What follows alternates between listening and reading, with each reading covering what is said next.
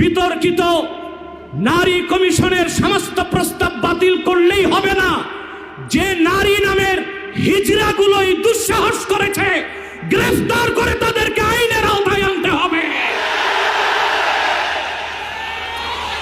Doctor Yunus সাহেব পরিষ্কার করুন, মানবিক করিডোরের নামে বাংলাদেশকে ইন্দো প্যাসিফিক অঞ্চলে যুদ্ধের দিকে ঠেলে দিবেন না।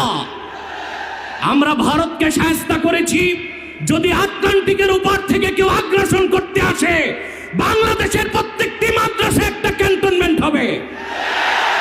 সেনাবাহিনীর সাথে কাঁধে কাঁধ মিলিয়ে মাদ্রাসার ছাত্ররা দেশ রক্ষায় মাঠে নামবে।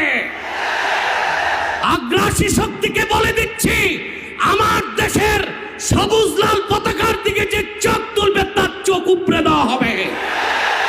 আমার বাংলার কোন 1 ইঞ্চি মাটিতে আগ্রাসনের থাবা বসালে সেই কালো হাত ভেঙে দেওয়া হবে। Freedom of expression, freedom of speech, বাক স্বাধীনতার নামে ইসলাম বিরোধিতা যেই করবে তাকে আইনের আওতায় আনতে হবে।